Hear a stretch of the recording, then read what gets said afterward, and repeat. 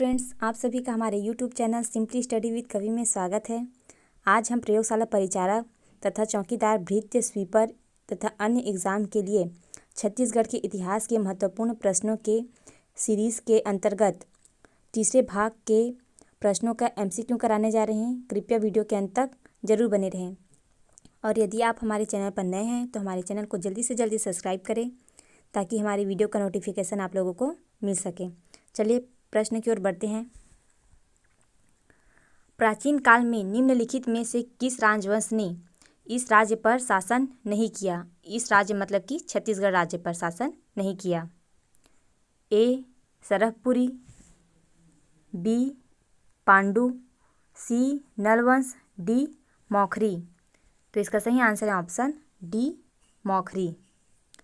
आगे बढ़ते हैं। देखिए इसका व्याख्या देख लेते हैं। मौखरी शासक उड़ीसा क्षेत्र से संबंधित थे। चलिए आगे बढ़ते हैं।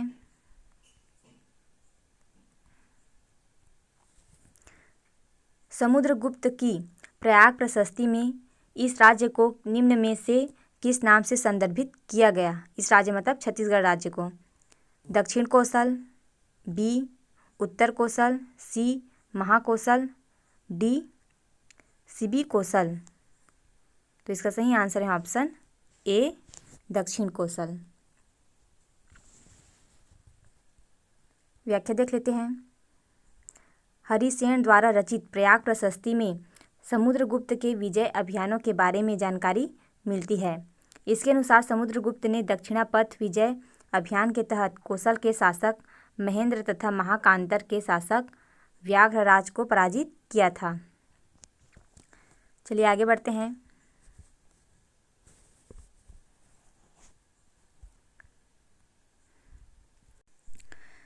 छत्तीसगढ़ राज्य का निम्नलिखित में से कौन सा शहर चौराहों का नगर के नाम से जाना जाता है? ए रायपुर, बी बिलासपुर, सी अंबिकापुर, डी जगदलपुर। तो इसका सही आंसर हो जाएगा ऑप्शन डी जगदलपुर। देखिए जगदलपुर शहर को चौराहों का नगर के नाम से जाना जाता है। इसका श्रेय काकती नरेश रुद्र प्रताप देव को जाता है। किसे जाता है इसका श्रेय? काकती नरेश रुद्र प्रताप देव को जाता है। आगे बढ़ते हैं। सिरपुर के पांडु वंश के महाशिवगुप्त बालार्जुन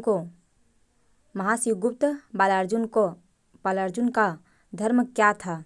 ए बौद्ध, बी वैष्णव, सी शैव, डी जैन। तो इसका सही आंसर है ऑप्शन सी शैव। महाशिवगुप्त से पूर्व के शासक वैष्णव संप्रदाय को मानने वाले थे, जबकि महाशिवगुप्त ने शैव संप्रदाय को अपनाया था। महाशिवगुप्त कौन से संप्रदाय को अपनाए थे? शैव। आगे बढ़ते हैं।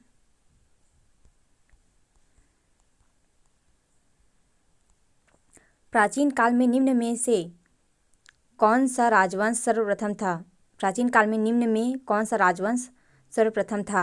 ए राजर्षि तुल्यकुल, बी सरहपुरी, सी पांडु, डी नल। तो इसका सही आंसर है ऑप्शन ए राजर्षि तुल्यकुल।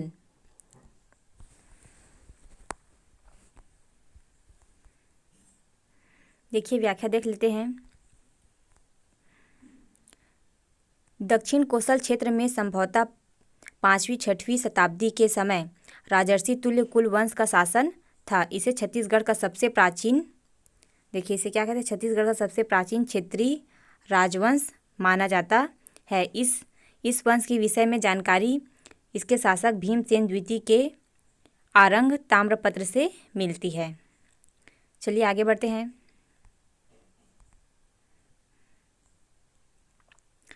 वैदिक काल में छत्तीसगढ़ को निम्नलिखित में से किस नाम से जाना जाता था? कौन से काल में? वैदिक काल में। ए दक्षिण कोसल, बी छत्तीसगढ़, सी दंडकारण्य, डी गोंडवाना, ई इनमें से कोई नहीं। देखिए इसका सही आंसर हो जाएगा ऑप्शन ई, इनमें से कोई नहीं।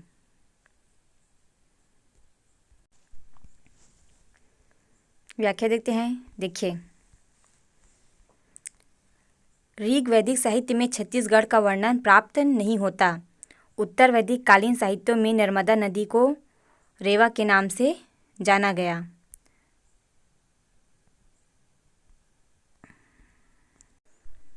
चलिए आगे बढ़ते हैं। ये तो प्रश्न हो चुका है।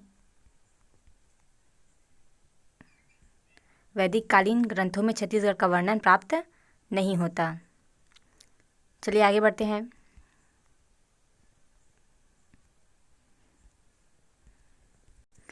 ये प्रश्न विलोपित हो गया है तो इसको नहीं देखते हैं। चलिए आगे बढ़ते हैं। प्राचीन छत्तीसगढ़ के पांडु वंश के निम्नलिखित किस शासक ने मौखरी राजकुमारी वाष्टा से विवाह किया था? ए. तिवरदेव, बी. चंद्रगुप्त, सी. हर्षगुप्त, डी. महाशिवगुप्त। ई. इनमें से कोई नहीं। तो इसका सही आंसर है ऑप्शन सी, हर्षगुप्त। देखिए, व्याख्या देखते हैं। पांडु वंश के शासक हर्षगुप्त का विवाह मगध के मौखरी शासक सूर्यवर्मन की पुत्री रानी वाष्टा से हुआ था। रानी वाष्टा ने हर्षगुप्त की मृत्यु के बाद उसकी स्मृति में सिरपुर में विष्णु मंदिर का निर्माण कराया, जो कि आज लक्ष्मण मंदिर के नाम से जाना जाता है। चलिए आगे बढ़ते हैं। अगर पूछ दिया जाए कि लक्ष्मण मंदिर का निर्माण किसने करवाया था सिरपुर के, तो क्या आएगा? रानी वाष्टा ने। आगे बढ़ते हैं।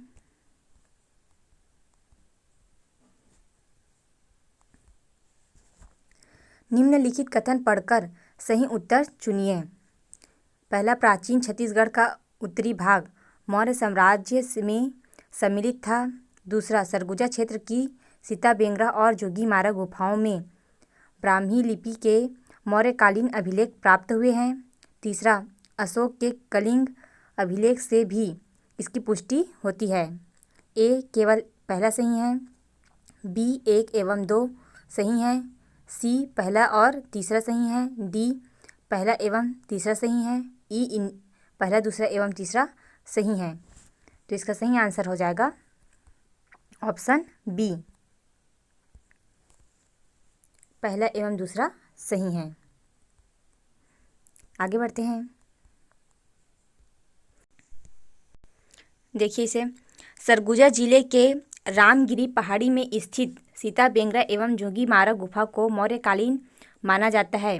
जोगीमारा गुफा से मौर्यकालीन लेख प्राप्त हुआ है जिसमें देवदासी सुतनुका तथा देवदत्त के प्रेम प्रसंग का उल्लेख है। इस लेख की भाषा पाली तथा लिपि ब्राह्मी है। चलिए आगे बढ़ते हैं।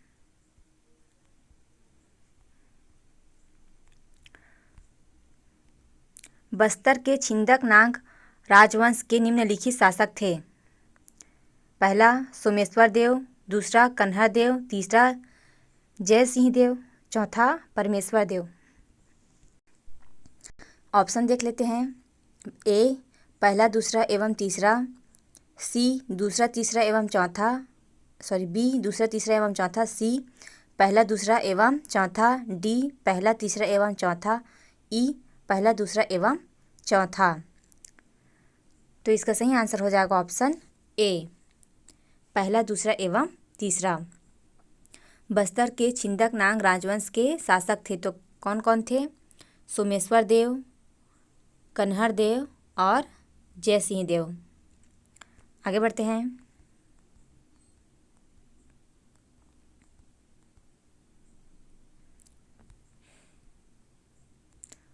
पुरातत्व विभाग ने 1987 ईस्वी में एक प्रख्यात मूर्ति खोजी जिसमें बहुत से प्राणियों के भाग सम्मिलित थे।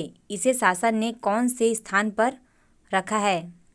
ए मल्हार, बी रतनपुर, सी तालागांव, डी सिरपुर। तो इसका सही आंसर है ऑप्शन सी, तालागांव। व्याख्या देख लेते हैं। पुरातत्व विभाग द्वारा 1987 में एक मूर्ति खोजी गई जिसके अंग अलग अलग प्राणियों के मुखाकृति से निर्मित है। इस मूर्ति को ताला गांव में रखा गया है। इसे रुद्र शिव की प्रतिमा कहा जाता है। इसे क्या कहा जाता है? रुद्र शिव की प्रतिमा कहा जाता है। आगे बढ़ते हैं। निम्नलिखित कथन को पढ़िए।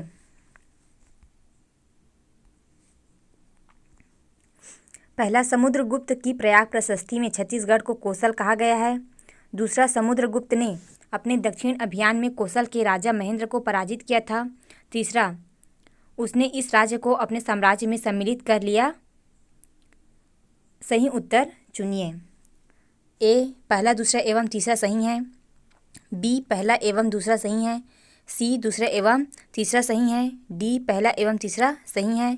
ई केवल एक सही है। देखिए, ये प्रश्न हम लोग पिछले वीडियो में करा चुके हैं, तो आप लोग इस प्रश्न का उत्तर बताइएगा। चलिए आगे बढ़ते हैं।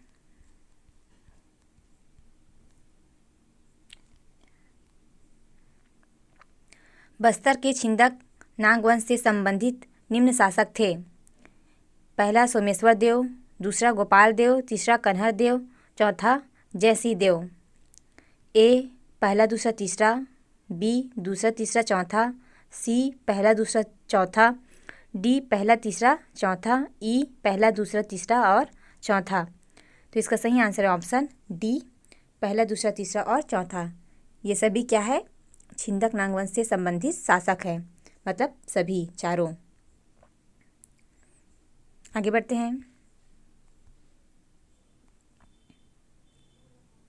भ्रमरकोट किस नगर का प्राचीन नाम है?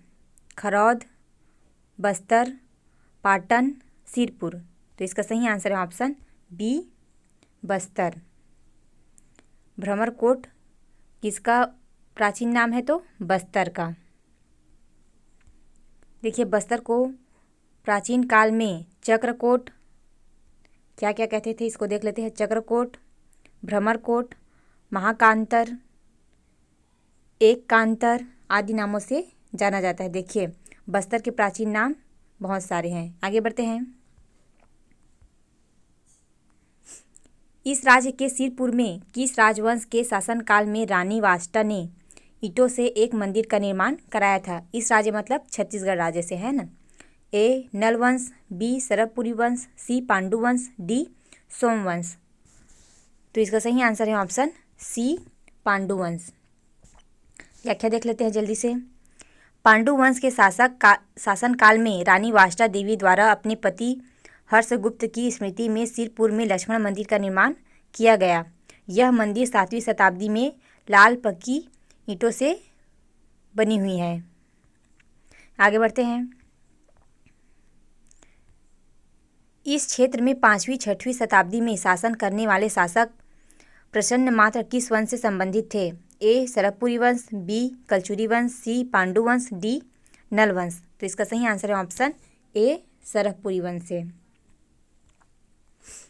व्याख्या देखते हैं। दक्षिण कोसल में 5वीं-6वीं शताब्दी के लगभग सरबपुरी वंश का शासन था। इस वर्ष का सर्वाधिक शक्तिशाली शासक कौन था? प्रसन्न मात्र था, जिसने प्रसन्न मात्र नामक नगर की स्थापना की तथा सोने व चांदी की पानी चढ़े सिक्के चलवाए। चलिए आगे बढ़ते हैं। छत्तीसगढ़ के महासमुंद जिले के निम्नलिखित किस शहर की वेनसांग ने 7वीं शताब्दी में यात्रा की? ए सिरपुर, बी कबीरधाम, सी अंबिकापुर, डी अहिरवारा, ई रायगढ़। तो इसका सही आंसर है ऑप्शन ए, सिरपुर की। देखिए, प्रसिद्ध चीनी यात्री वेनसांग ने 639 ईस्वी के लगभग छत्तीसगढ़ के सिरपुर नगर की यात्रा की थी। किस नगर की? सिरपुर नगर की यात्रा की थी। इस दौरान यहाँ पांडु वंश का शासन था। ये भी पूछ सकते हैं ना, कौन से वंश का शासन था? तो पांडु वंश का शासन था। आगे बढ़ते हैं।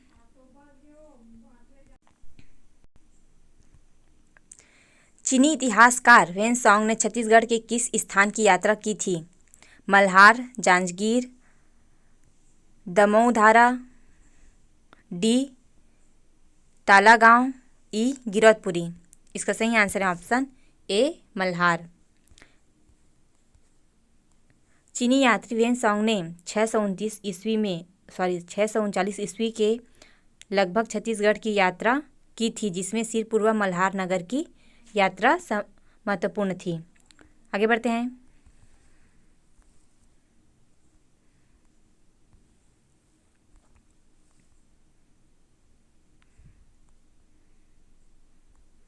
अब छत्तीसगढ़ कहे जाने वाले प्रदेश का प्राचीन नाम है ए कलिंग, बी चेरलम, सी उज्जैनी, डी वंगल, ई दक्षिण कोसल। प्राचीन नाम है, तो इसका सही आंसर है ऑप्शन ई, क्या दक्षिण कोसल। प्राचीन नाम क्या था छत्तीसगढ़ का? तो दक्षिण कोसल, दक्षिण कोसल। आगे बढ़ते हैं। देखिए छत्तीसगढ़ को रामायण काल में कोसल तथा दक्षिण कोसल, रामायण काल में क्या कहते थे? कोसल तथा दक्षिण कोसल। महाभारत काल में प्राग कोसल आदि नामों से जाना जाता था। रामायण काल में कोसल तथा दक्षिण कोसल और महाभारत काल में प्राग कोसल नाम से जाना जाता था किसे? छत्तीसगढ़ को। आगे बढ़ते हैं।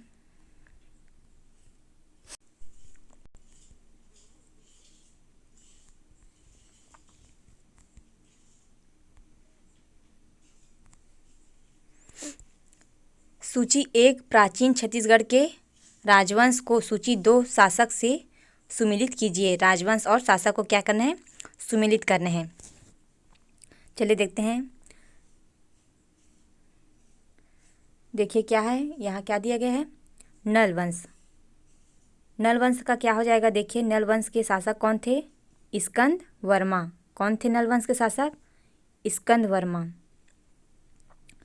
उसके बाद देखते हैं सरभपुरी वंश के शासक कौन थे? तो उसके थे सुखदेव राज। तो ये क्या है? दूसरा हो जाएगा हमारा। उसके बाद देखिए पांडुवंश के क्या कौन थे? तिवरदेव। कौन थे? तिवरदेव। उसके बाद देखिए सोमवंश के शिवगुप्त। तो देखिए हमारा ऑप्शन क्या हो जाएगा?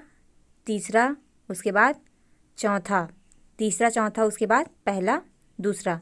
तो हमारा ऑप्शन बी सही हो जाएगा। चलिए आगे बढ़ते हैं।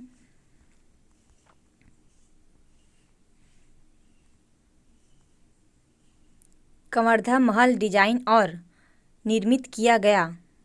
कवर्धा महल का डिजाइन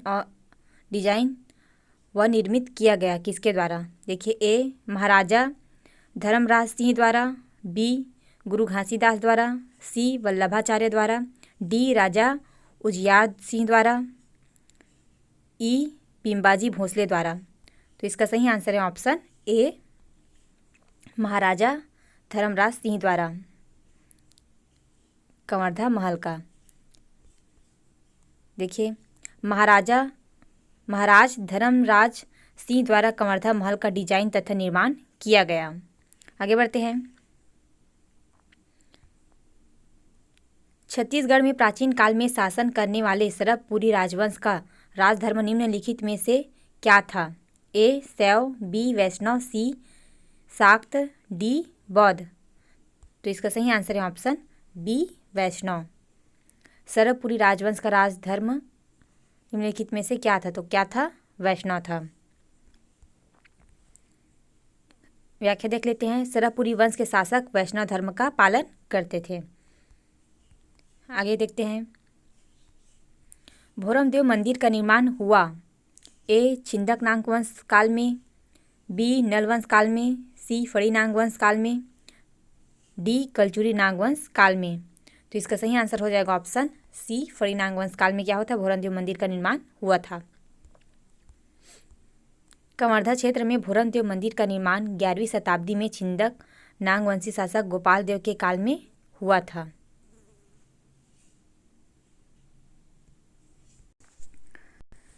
देखिए यहाँ गलत दे दिया गया है। यहाँ क्या दे दिया गया है? छिंदक नागवंश दे दिया गया है। ये क्या है? गलत है। क्या है यह? इसका सही उत्तर फड़ी नाग वंश काल में हुआ था। उसके शासक कौन थे? गोपाल देव के काल में हुआ था। चलिए आगे बढ़ते हैं।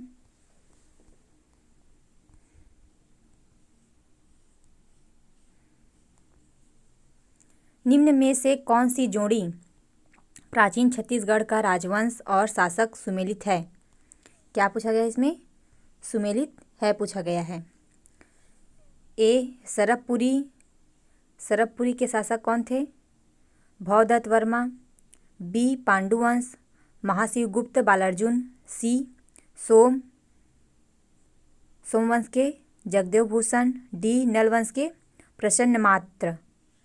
इसमें क्या पूछा गया है कि कौन सा सही सुमेलित है पूछा गया है ना। तो इसका सही आंसर हो जाएगा क्या? ऑप्शन बी, पांडुवंश के महाशिवगुप्त बालार्जुन शासक है ना।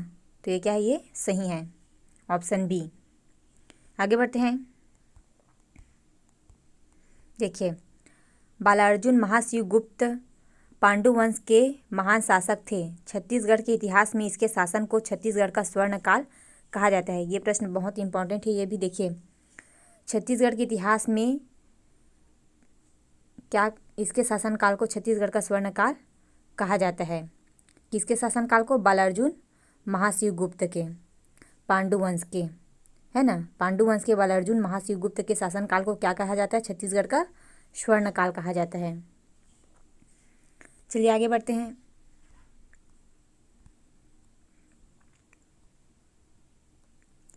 समुद्रगुप्त के दक्षिण अभियान में पराजित कोसर राज्य का राजा निम्न में से कौन था? स्वामीदत्त, व्याघ्रराज, विष्णुगुप्त, डी महेंद्र। तो इसका सही आंसर है ऑप्शन डी महेंद्र। समुद्रगुप्त के दक्षिण अभियान में पराजित कोसर राज्य के, कौन से राज्य के? कोसर राज्य के राजा कौन थे? महेंद्र। आगे बढ़ते हैं। यहाँ देख लेते हैं व्याख्या।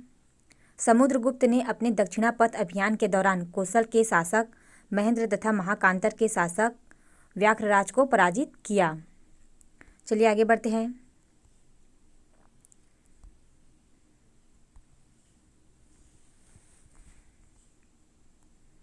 सूची 1 को सूची 2 से मिलाइए। प्राचीन राजवंश और शासक। तो देखते हैं इसका। राजर्षि तुल्य कुल का क्या हो जाएगा? अ का भीमसेन। क्या हो जाएगा? भीमसेन। उसके बाद देखते हैं सरहपुरी। सरहपुरी का क्या आ जाएगा? ये क्या है? प्रसन्नमात्र। क्या है इसका? प्रसन्नमात्र। चौथा का ब, दूसरा का अ, चौथा का ब। पांडुवंश का क्या हो जाएगा? पांडुवंश का महाशिवगुप्त श। उसके बाद देखिए नलवंश। नलवंश का क्या हो जाएगा? भवदत्त वर्मन। तो द। तो देखिए इसमें अ का 2, ब का 4, श का 1, द का 3। तो हमारा ऑप्शन बी सही हो जाएगा। चलिए आगे बढ़ते हैं।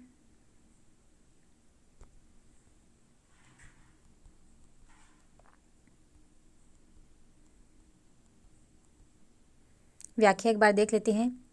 भीमसेन सूर शासक थे। प्रसन्नमात्र सरहपुरी वंश के शासक थे। महाशिवगुप्त पांडुवंश के, जबकि भवदत्त वर्मन नलवंश के शासक थे। चलिए आगे बढ़ते हैं। निम्नलिखित कथनों को पढ़िए। अ सिरपुर का लक्ष्मण मंदिर सरहपुरी शासकों ने बनाया। ब प्राचीन काल में बस्तर चक्रकोट कहलाता था। स भोरमदेव मंदिर शिलालेख फणी नागवंश से संबंधित है। ए अ ब एवं स सही है। बी अ एवं ब सही है। सी ब एवं स सही है। डी अ एवं स सही है। तो देखिए इसका सही आंसर हो जाएगा ऑप्शन सी, ब एवं स सही है। ब एवं स सही है। प्राचीन काल में बस्तर चक्रकोट कहलाता था, ये क्या है, सही है। और भोरमदेव मंदिर शिलालेख फणी नागवंश से संबंधित है, ये दोनों क्या है, सही है। चलिए जल्दी जल्दी बढ़ते हैं आगे, व्याख्या देख लेते हैं जल्दी से। प्राचीन काल में बस्तर को दंडकारण्य, चक्रकोट, भ्रमरकोट, महाकांतर जैसे नामों से जाना जाता था। 11वीं शताब्दी में फणी नागवंशी शासक गोपाल देव के काल में भोरमदेव मंदिर का निर्माण कराया गया। इस मंदिर का नामकरण गौड़ देवता के नाम पर किया गया, जबकि इसकी निर्माण शैली नागर शैली है। इसे छत्तीसगढ़ का खजुराहो क्या कहते हैं, इसे छत्तीसगढ़ का खजुराहो भी कहते हैं। किसे, भोरमदेव को, भोरमदेव मंदिर को, है ना। सिरपुर के लक्ष्मण मंदिर का निर्माण पांडुवंशी शासक द्वारा कराया गया था। सिरपुर के लक्ष्मण मंदिर का निर्माण किसके द्वारा कराया गया था, पांडुवंशी शासक द्वारा। रानी वाष्टा ने अपने पति हर्षगुप्त की स्मृति में इसका निर्माण कराया। आज लक्ष्मण मंदिर के